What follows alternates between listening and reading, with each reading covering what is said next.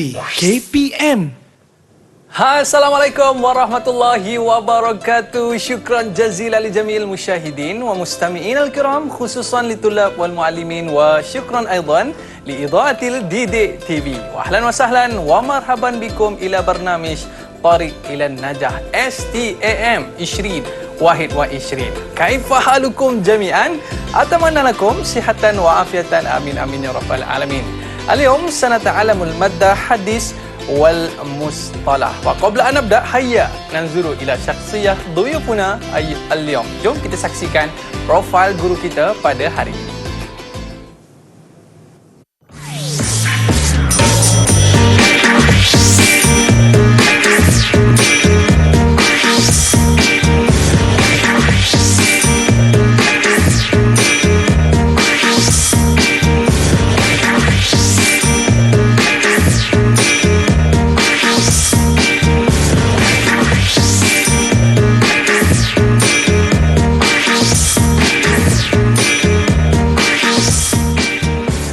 Marhaba indana fi studio.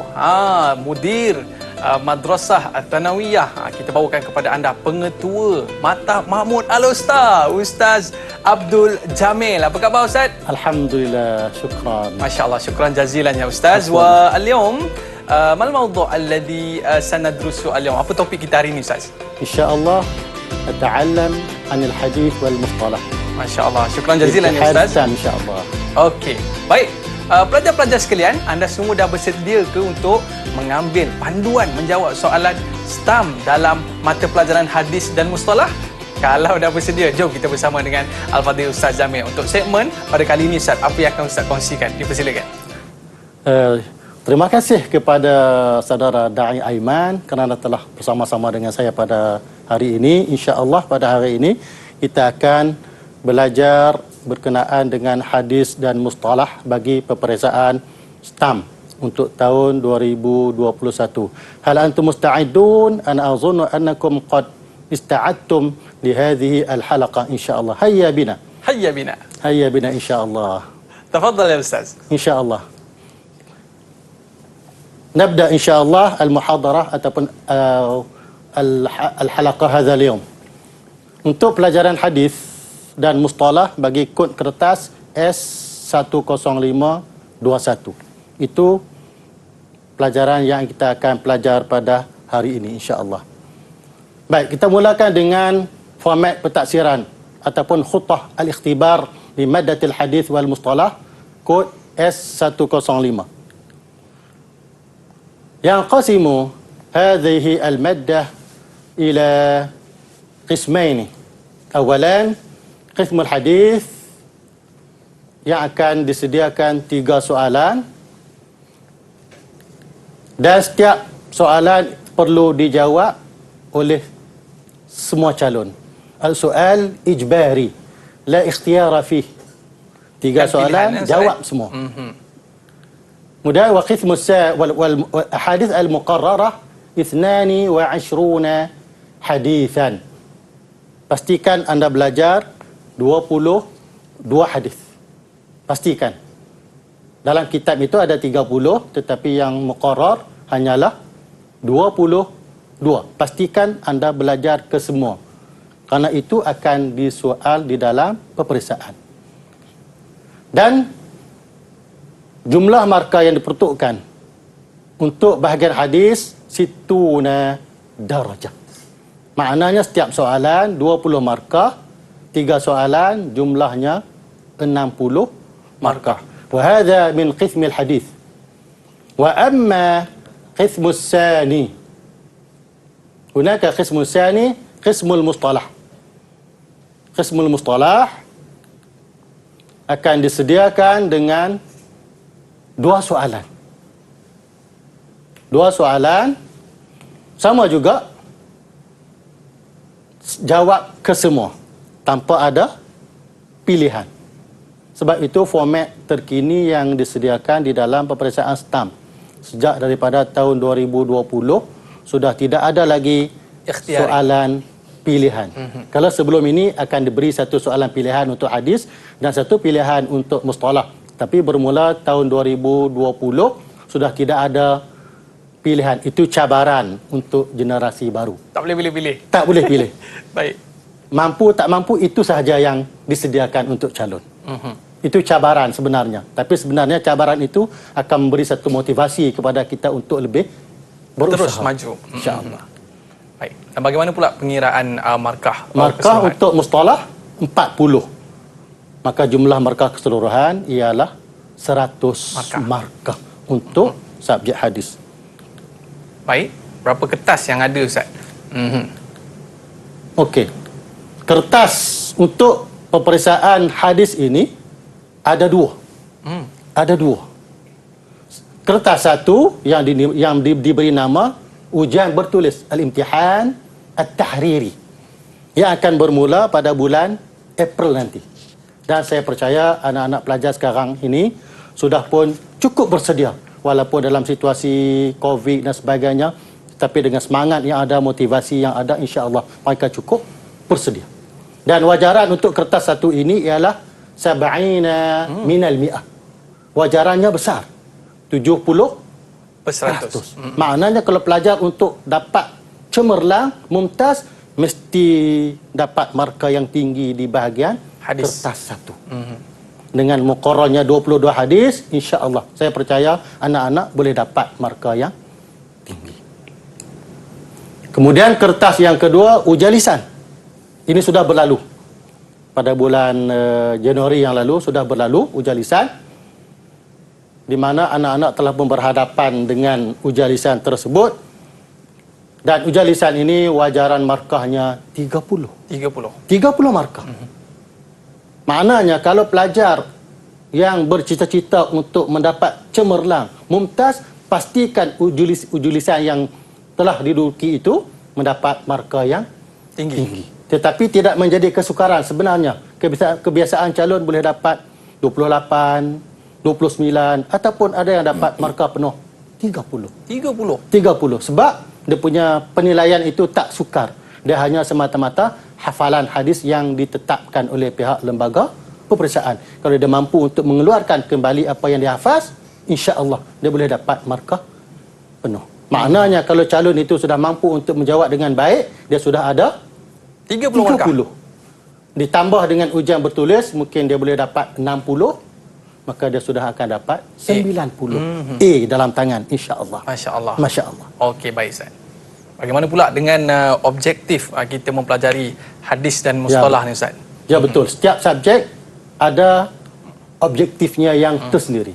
Jadi setiap pelajar dia perlu tahu apakah objektif bagi setiap subjek. Bagi mustalah, bagi hadis dan mustalah, yang pertama para pelajar perlu mengetahui mafhum hadis. Kerana setiap hadis itu ada intipatinya, ada mafhumnya. Mana bila kita baca hadis, kita tahu apa yang dibincangkan dalam hadis tersebut. Kita ada satu tasawur dalam minda kita tentang pengertian hadis. Itu penting. Kemudian yang kedua, makna mufradat. Makna mufradat, makna kalimat yang ada di dalam kitab sahaja. Tak perlu kita cari maklumat-maklumat daripada luar.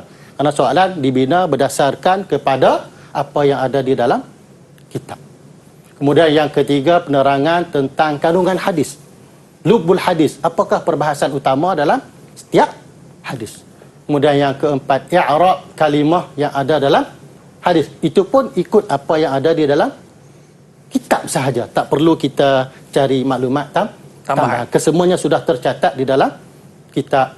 Dan kelima, rahsia balaghah ataupun al-asrar al-balaghiyah. Mungkin di sana ada uslub isti'arah ataupun majaz dan sebagainya. Maka itu perlu diketahui oleh setiap calon.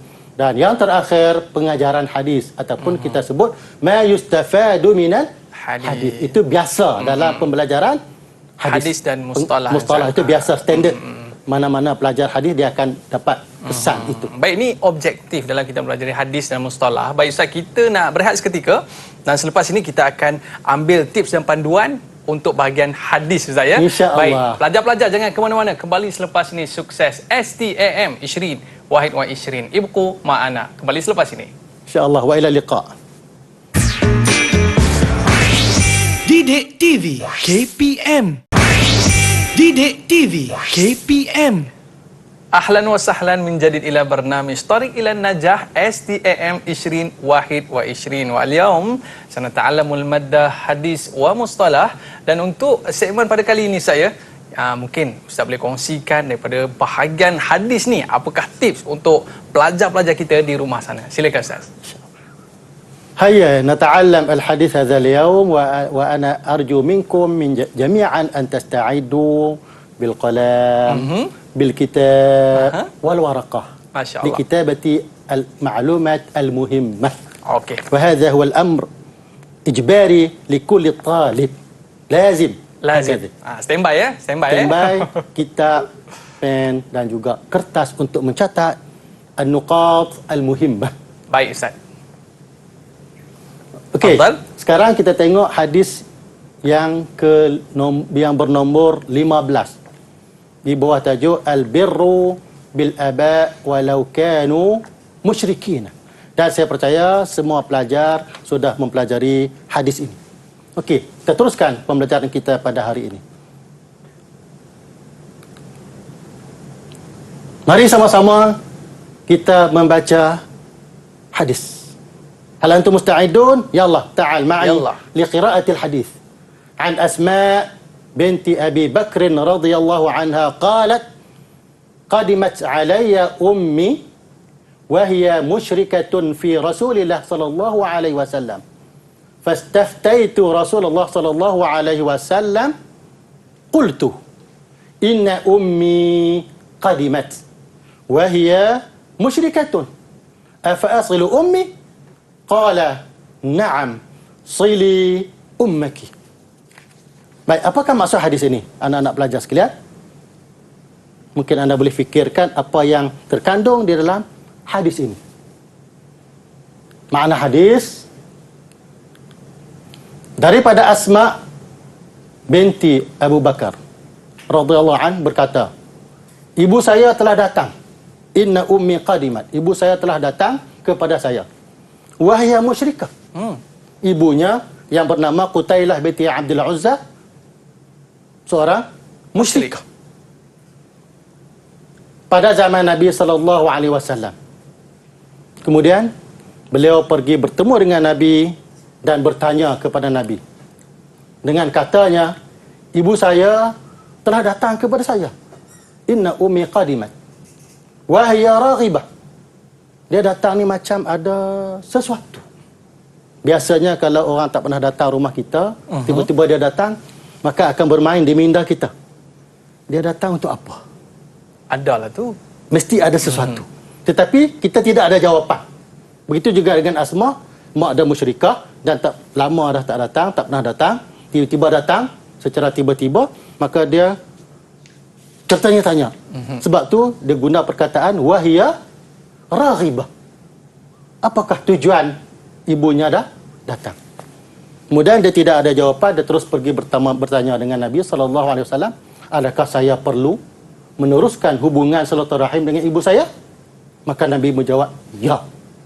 Na'am sili ummaki. Teruskan hubungan silaturahim dengan ibumu. Jadi anak-anak pelajar sekalian, pastikan anda ada tasawur, gambaran tentang makna hadis tersebut. Itu penting. Sebab maklumat itu kadang-kadang membantu anda semasa menjawab soalan periksa nanti. Sebab kadang-kadang kita lupa. Apa yang kita baca, kita lupa. Apa yang kita hafaz, kita lupa. Itu biasa dalam suasana peperiksaan. Betul. Stres dan sebagainya. Tambah-tambah dengan suasana COVID sekarang ni, kita stres. Maka kita lupa. Tetapi kalau kita faham apa yang terkandung dalam hadis tersebut, di samping kita berdoa pada masa itu, mungkin ilham akan datang, dapat membantu kita untuk menjawab. Apa di antara contoh soalan yang mungkin akan keluar Ustaz? Okey, kita tengok soalan. Apakah soalan yang boleh dibina berdasarkan hadis ini? Okey, kita tengok soalan yang pertama. Uzkur ma'na al-kalimataini al-atiyatain. Ini bagi memenuhi objektif yang pertama dulu, iaitu makna mufradat. Fastaftaitu. Fastaftaitu bermakna fasa'altu. Ataupun kita boleh jawab as-su'al. Ataupun kita lupa. Kita tak ingat. Mungkin kita boleh guna perkataan talabul fatwa. Talabul fatwa. Kan? Minta fatwa. Minta fatwa. Sebab fastafta itu memang maksudnya Asma minta fatwa daripada Nabi. Minta hukum. Maka kalau kita jawab talabul fatwa, walaupun maklumat itu tidak ada dalam kitab, tapi diterima dan diberi markah penuh, insya-Allah. Baik. Kemudian soalan yang seterusnya, afa'asilu. Ini persoalan. Dia tanya Nabi, adakah saya nak silaturahim, sambung silaturahim? Maka jawapannya al-'atfu, boleh kita jawab al-birru, ataupun kita jawab al-ihsan, ataupun kita datang dalam bentuk huraian kullu ma takunu bihi silaturahim. Setiap perkara yang ada kaitan dengan silaturahim, maka itu diterima walaupun dalam bentuk huraian.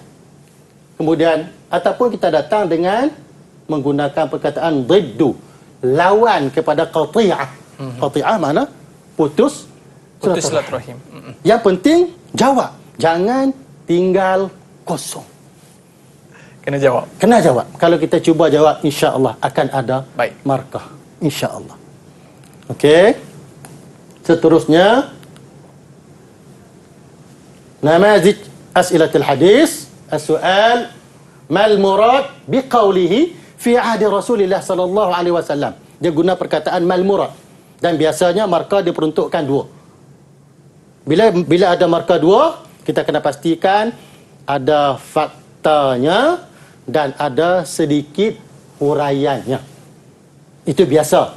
Kalau kita tak dapat jawab dengan sempurna, maka markahnya akan dipotong sedikit. Tetapi masih lagi ada ruang dan peluang untuk dapat markah. Maka jawapannya fil muddati baina sulhil Hudaybiyah wa fathi Makkah. Itu jawapan yang paling tepat. Tempoh yang berlaku peristiwa ini di antara perjanjian Hudaybiyah dengan pembukaan Mekah. Dan kita sedia maklum, sulhul Hudaybiyah berlaku pada tahun 6 Hijrah. Kemudian Fathu Mekah pada tahun ke-8 Hijrah. Maka di sinilah berlaku peristiwa ini. Ataupun kita jawab fi zamani Rasulillah, pada zaman Nabi. Kita tak ingat yang ni. Maklumat yang kita tak ingat, maka kita jawab dengan fi zamani Rasulillah. Itu pun diterima. Maka dapatlah markah yang diperuntukkan. Dua markah. Okey, nantaqi ila soal al-akhar. Waddih ma yuqsadu bihi qawluhu wa hiya raghibah. Okey, kita ada bincang. Nabi Asma menggunakan perkataan wahia raghibah. Macam ada sesuatu. Dan sedia kita maklum dalam bahasa Arab, raghibah ni dia ada dua. Raghibatun fi, satu lagi raghibatun an. Oh, ada beza. Ada makna, dia akan memberi perbezaan makna. Kalau raghibatun fi bermakna ahabba, suka. Kalau raghibatun an bermakna kariha. Tetapi dalam hadis ni dia cuma datang dengan perkataan raghibah. An pun tidak, fi pun tidak. Maka sebab itu timbul persoalan. Apa tujuan dia? Fi ke an ke?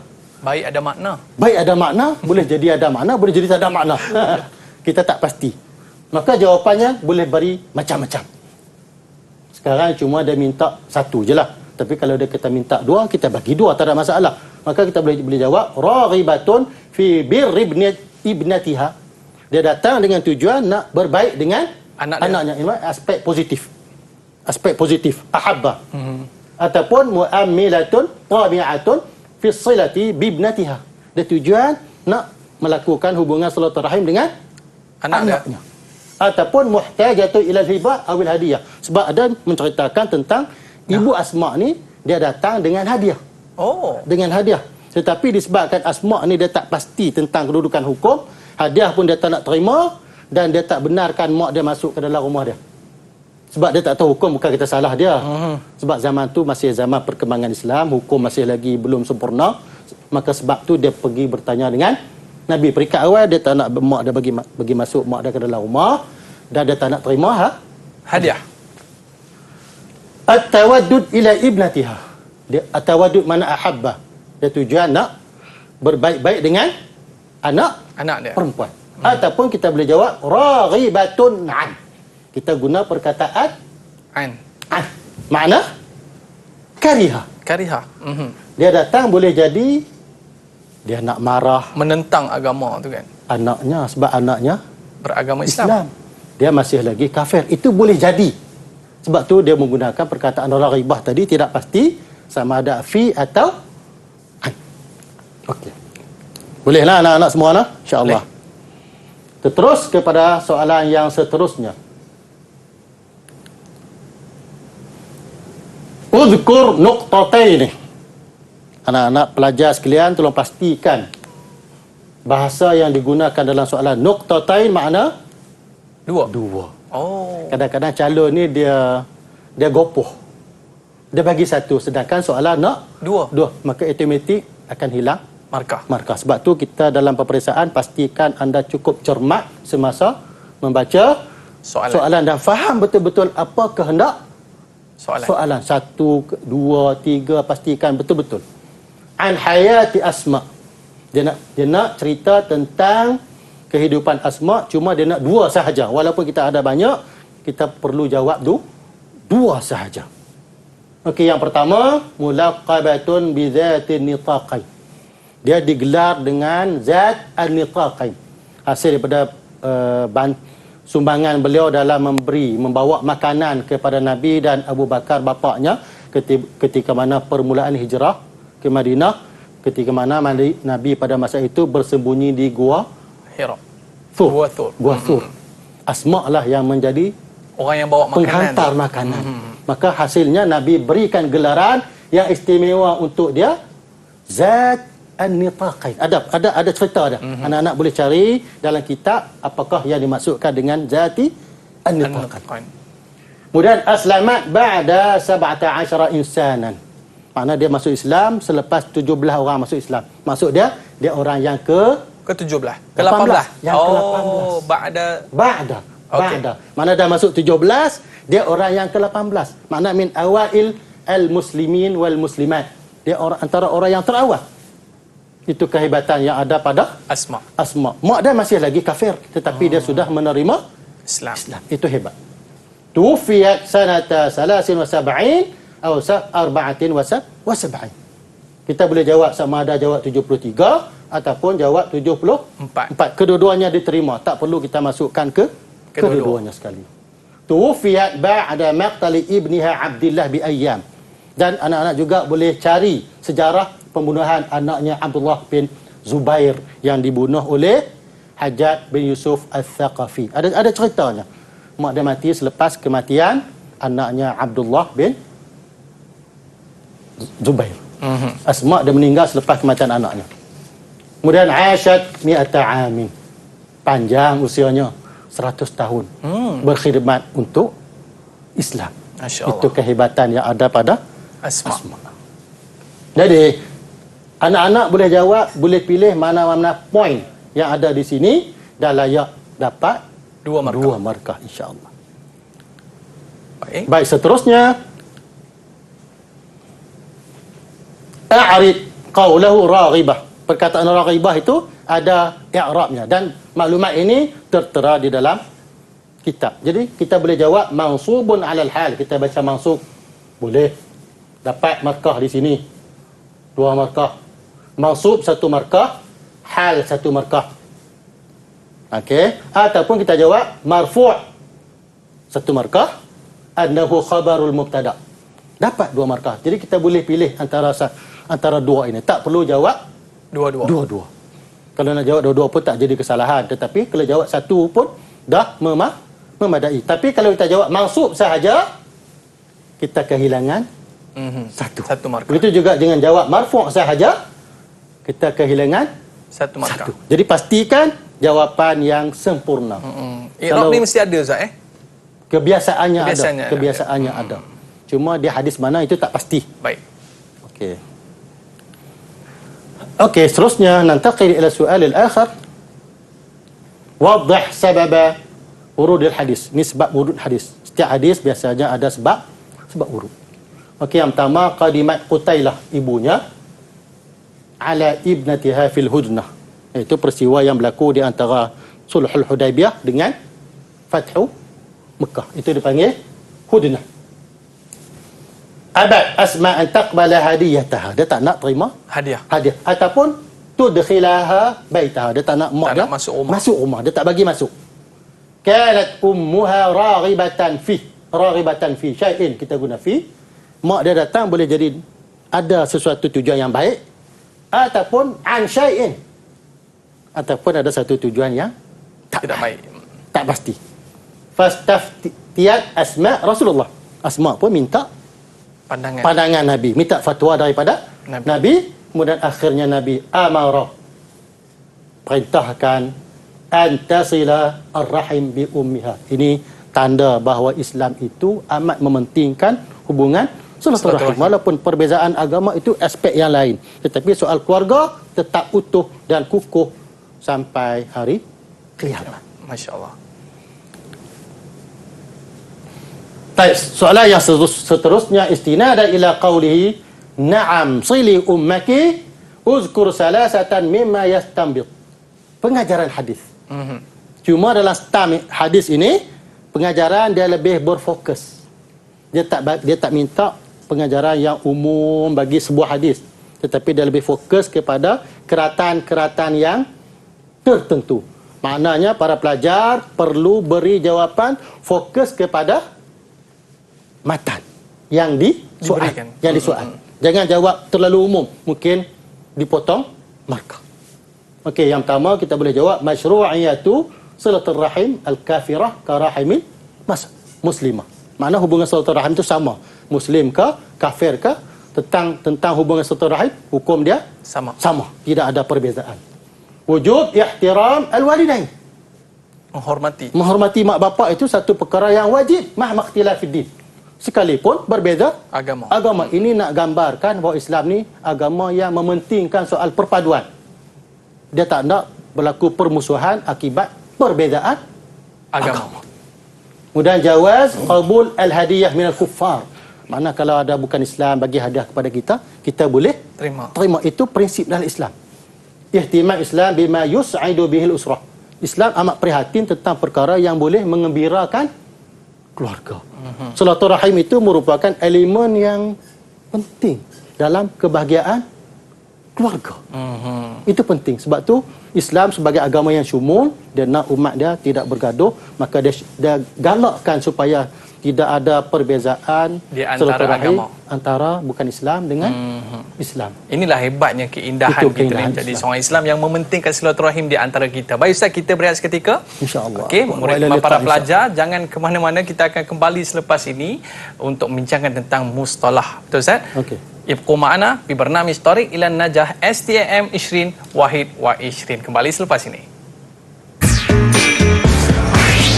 Didik TV KPM. Didik TV KPM. Baiklah, kembali bersama saya Ahmad Sufian Azman dalam Sukses STM 2021 pada hari ini dalam mata pelajaran hadis dan mustalah bersama dengan kita Al-Fadhil Ustaz Abdul Jamil. Terima kasih Ustaz. Dan sama-sama. pada segmen kali ini kita nak membicarakan tentang mustalah pula Ustaz ya. InsyaAllah. Baik, apakah panduan ataupun tips yang boleh Ustaz kongsikan bersama dengan pelajar-pelajar kita di rumah sana? Silakan Ustaz. أيها الطلبة والطالبات، هل أنتم مستعدون لهذه الحلقة؟ إن شاء الله أنتم مستعدون بالكتاب أيضا والقلم والورقة. لازم هكذا يعني. لازم. كطالب العلم لازم عندكم القلم، الكتاب والورقة لتكتب ما تحصل من المعلومات سواء من الجريدات أو من الكتب أو غيرها. InsyaAllah pada segmen ini kita akan melihat komponen bahagian mustalah. Seperti mana yang kita sedia maklum, dalam kereta hadis, dia ada soalan hadis dan juga soalan mustalah. Soalan hadis ada 3 soalan dan mustalah akan ada 2 soalan. 2 soalan ini seperti mana yang sedia maklum, dia akan mengambil wajaran 40 markah. Dan 40 markah ini sebenarnya penting untuk anda dapat pangkat mumtaz.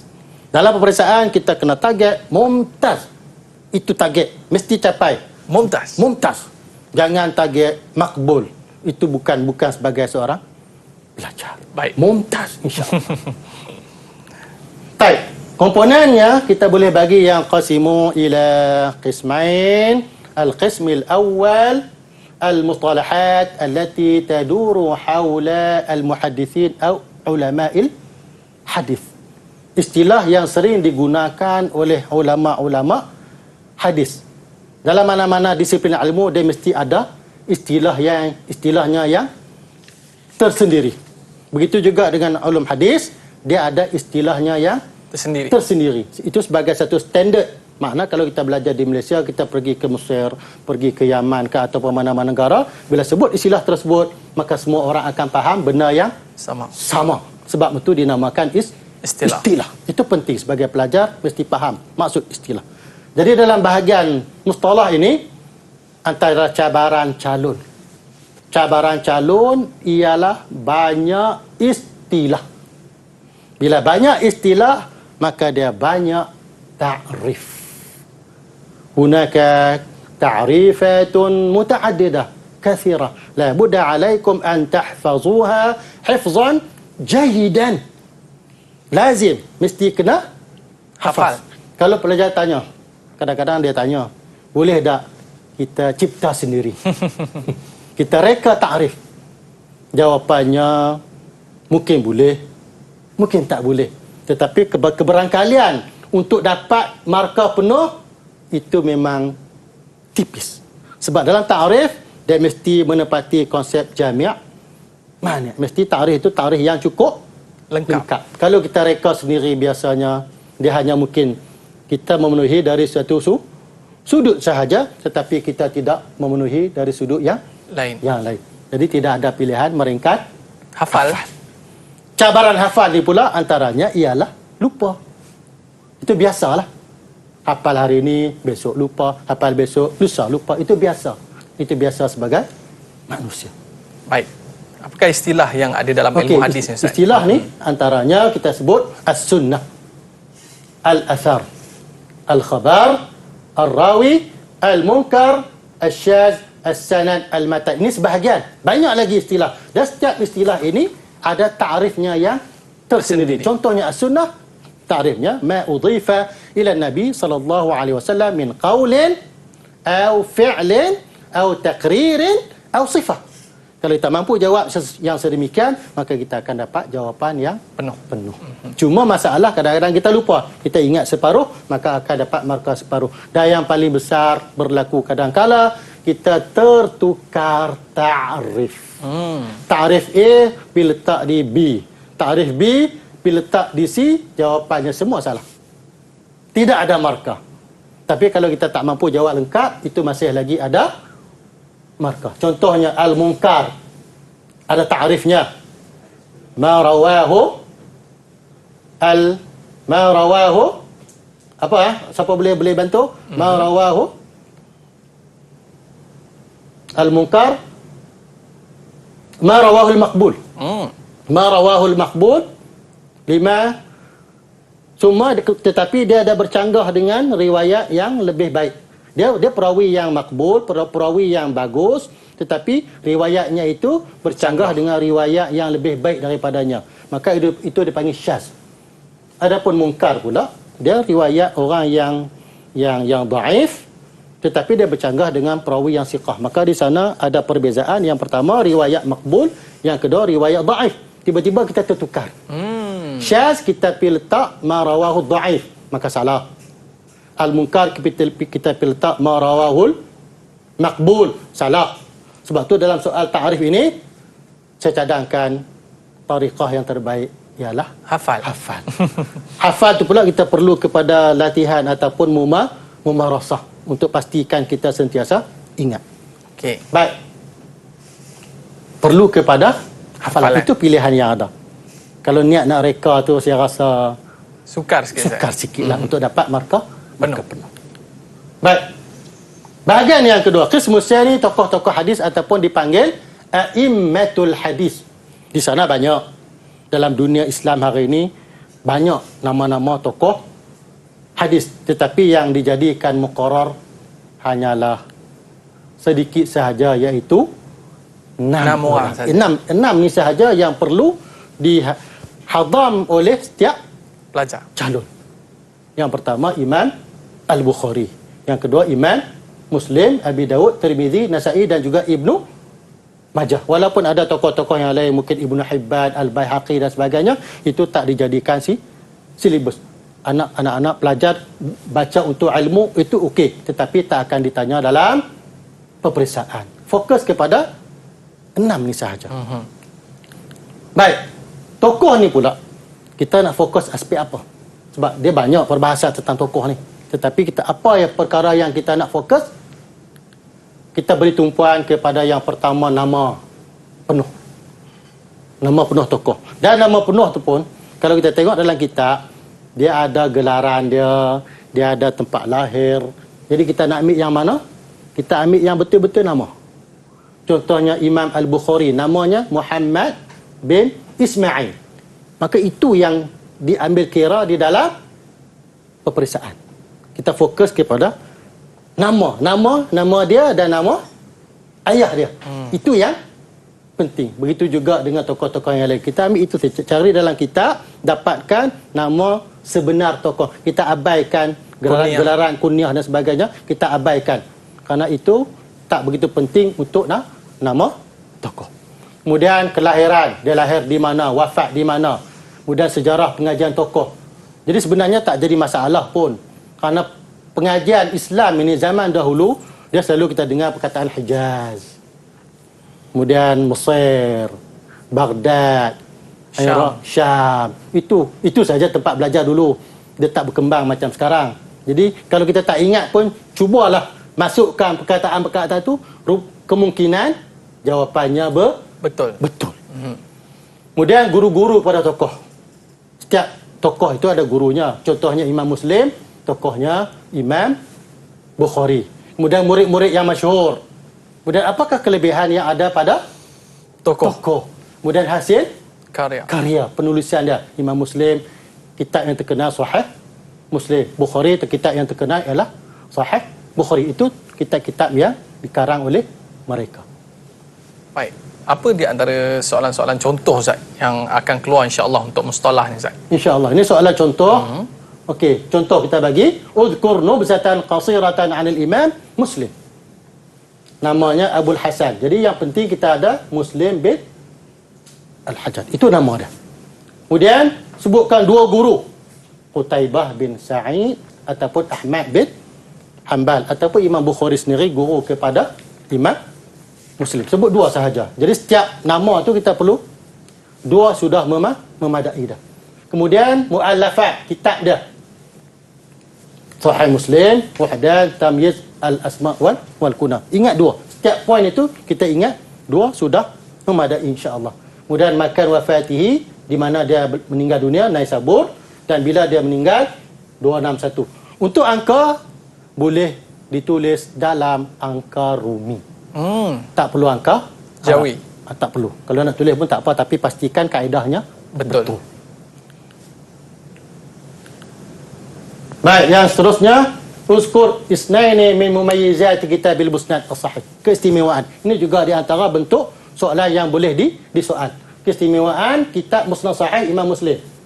Yu'addu fil martabati tsaniyah ba'da Sahih al-Bukhari. Dia dianggap sebagai kitab yang kedua selepas kitab Sahih Bukhari.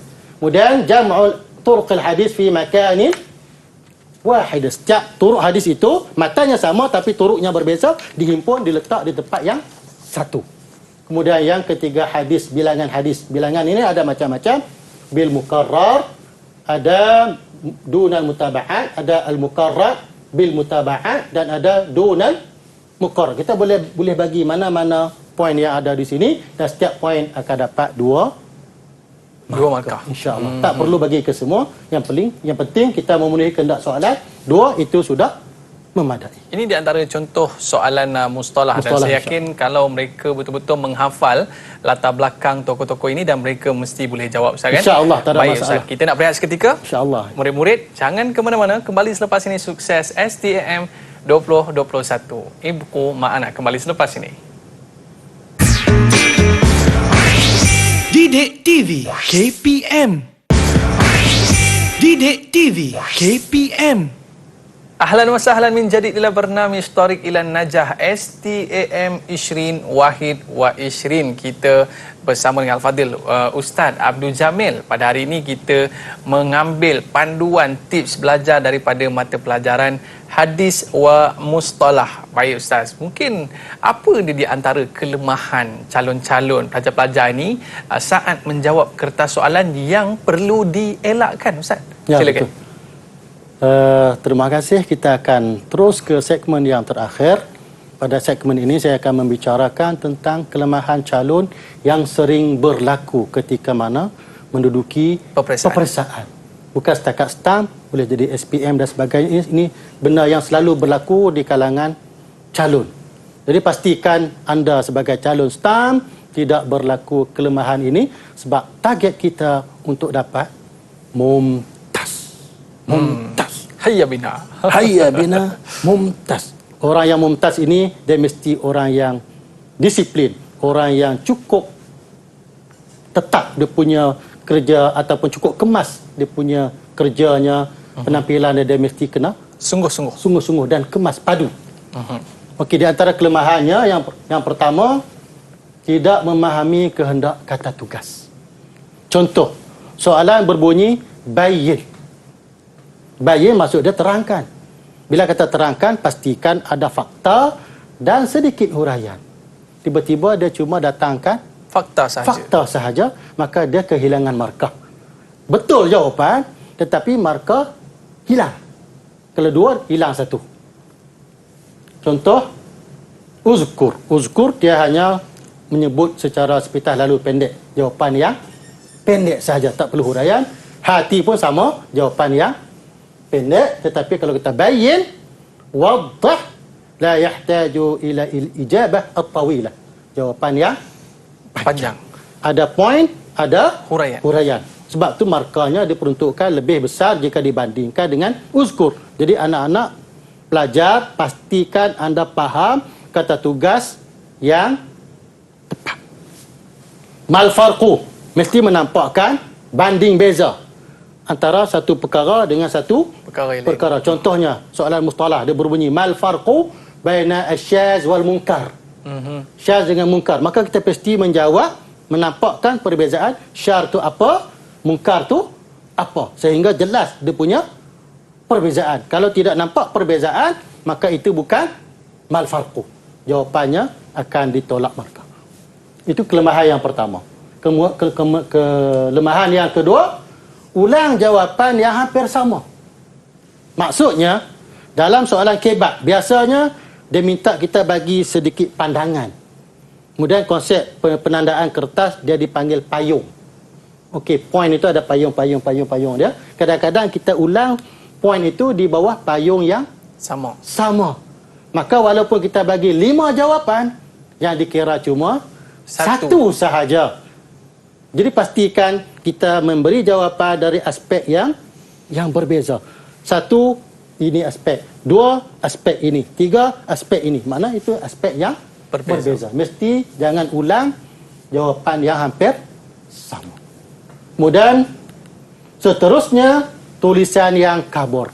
Dan dimaklum, untuk makluman anak-anak pelajar sekalian, mulai tahun ini peperiksaan calon stamp akan menjawab peperiksaan dalam kertas soalan. Oh, dalam kertas soalan? Soalan, kemudian di bawah disediakan satu ruangan untuk tulis jawapan. Dan sudah berlalu pada tahun lepas dan sebelum ini pun dah ada, di mana pemeriksaan kertas stamp menggunakan kaedah digital. Jawapan calon akan di-scan yang dimasukkan dalam sistem komputer. Pemeriksa kertas cuma dapat dalam bentuk digital di skrin komputer masing-masing.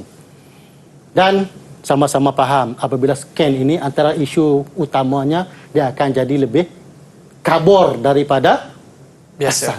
Kalau yang asal itu sudah kabur, bila scan lagi-lagi kabur. Kesannya pemeriksa tak boleh nak baca.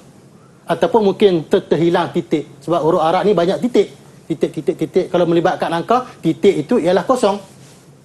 Kan? Kosong. Tiba-tiba titik itu hilang, maka jawapannya pemeriksa kata salah. Sebab hilang kosong. Maka sebab tu pastikan anda tulis dengan jelas. Ini kelemahan yang berlaku. Kemudian tulisan terkeluar daripada hak sempadan tulisan. Sekarang ni kertas calon dia ada margin, kita panggil margin, kiri kanan tu jangan keluar. Sebelah kanan pun jangan keluar, sebelah kiri pun jangan keluar sebab kertas jawapan calon akan dipotong. Di bahagian pin tu akan dipotong sebab nak scan. Nak scan dia mesti kena potong. Dia tak cabut pin. Nak cabut tu satu kerja yang susah potong. Kalau kita tertulis di bahagian margin itu, maka jawapan kita sudah masuk dalam tong sampah.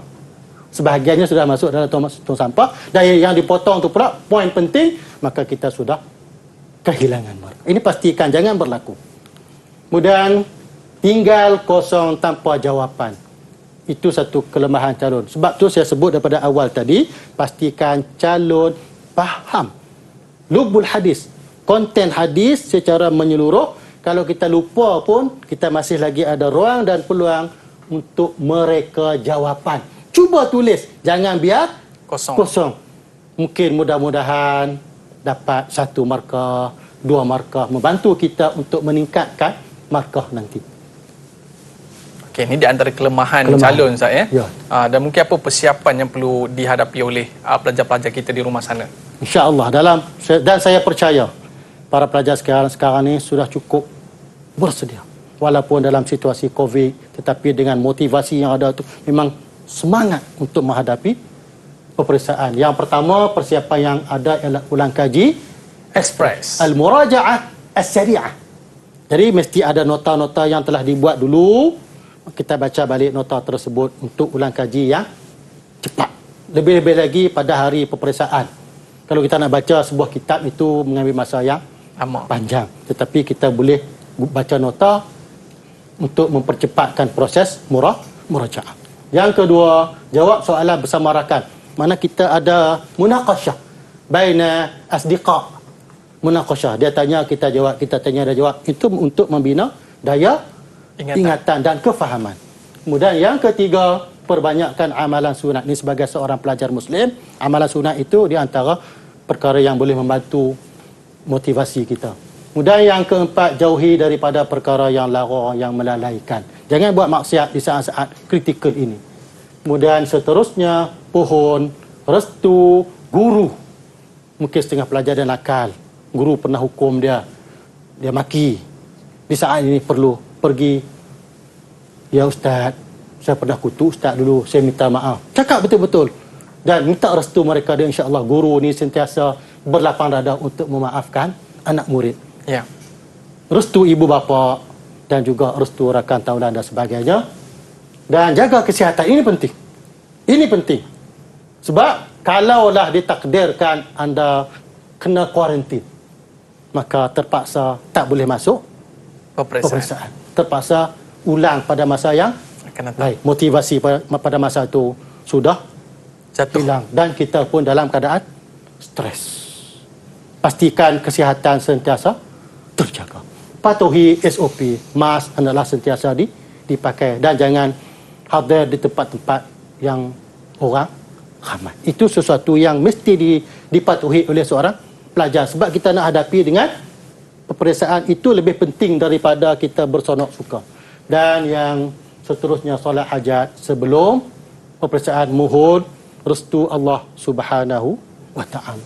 Dan yang terakhir, berwuduk ketika peperiksaan. Kita datang masuk dalam keadaan berwuduk, dan wuduk itu merupakan satu ibadah. Maka di sana kita akan dapat satu ketenangan.